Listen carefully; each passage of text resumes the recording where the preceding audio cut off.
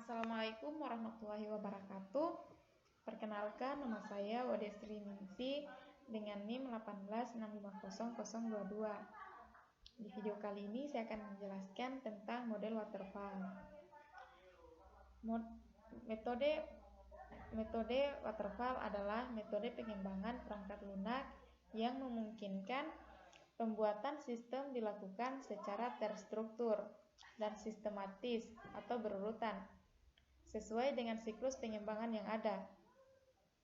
Metode ini disebut waterfall atau air terjun karena dalam prosesnya sistem akan dibuat berurutan, setahap demi setahap, mulai dari tahapan requirements, design, implementation, verification, dan maintenance. Adapun tahapan model waterfall yaitu pertama, sistem atau information engineering and modeling. Permodelan ini diawali dengan mencari kebutuhan dari keseluruhan sistem yang akan diaplikasikan ke dalam bentuk software. Hal ini sangat penting, mengingat software harus dapat berinteraksi dengan elemen-elemen yang lain, seperti hardware, database, dan sebagainya. Tahap ini sering disebut dengan project definition. Kedua, software requirements analysis.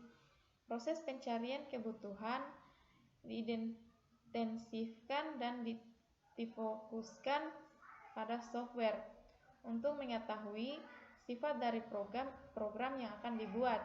Maka, para software engineer harus mengerti tentang domain informasi dari software.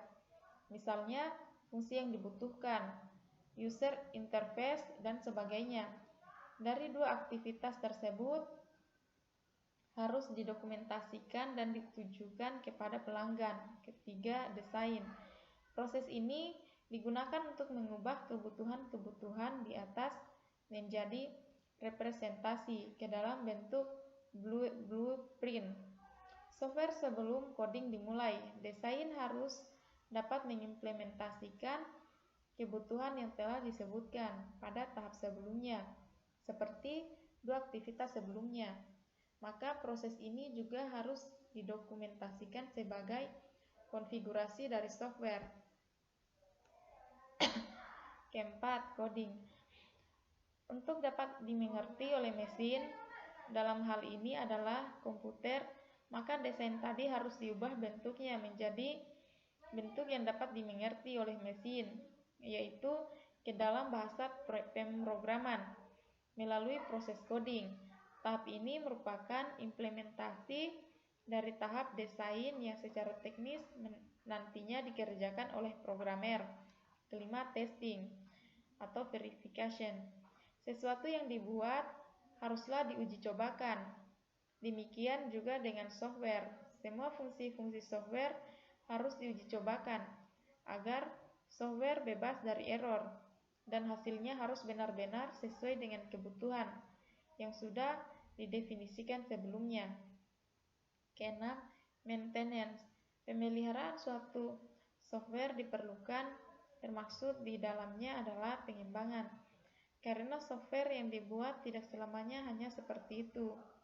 Ketika dijalankan mungkin saja masih ada error kecil yang tidak ditemukan sebelumnya, atau ada penambahan fitur-fitur yang belum ada pada software tersebut.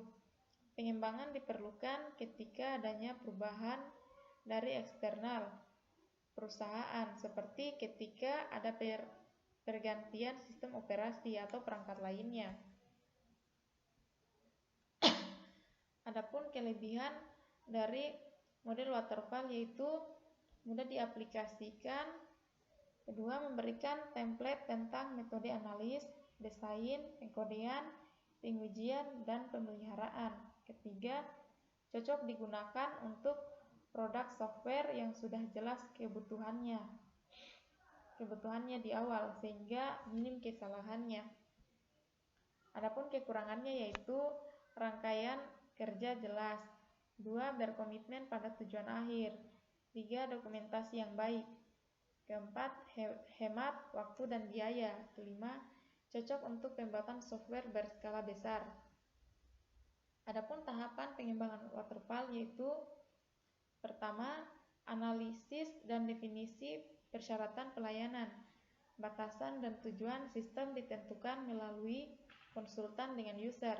Kedua, perancangan sistem dan perangkat lunak kegiatan ini menentukan arsitektur sistem secara keseluruhan.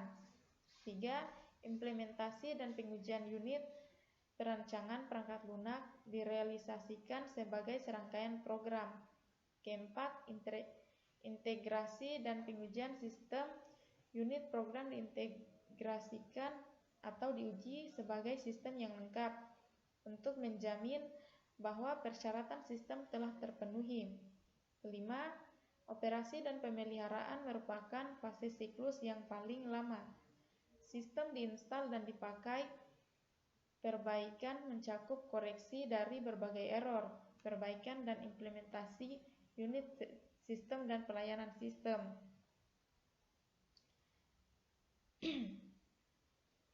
Dari penerapan model pengembangan ini adalah pembuatan program pendaftaran online ke suatu instansi pendidikan. Program ini akan sangat membantu dalam proses pendaftaran karena dapat mengefektifkan waktu serta pendaftar tidak perlu repot-repot langsung mendatangi instansi pendidikan. Teknisnya adalah sebagai berikut. Sistem program untuk pendaftaran dibuat menggunakan bahasa pemrograman PHP dengan sistem database yang dibuat menggunakan MySQL dan diterapkan pada PC dengan sistem operasi berbasis Microsoft Windows, Linux, dan sebagainya.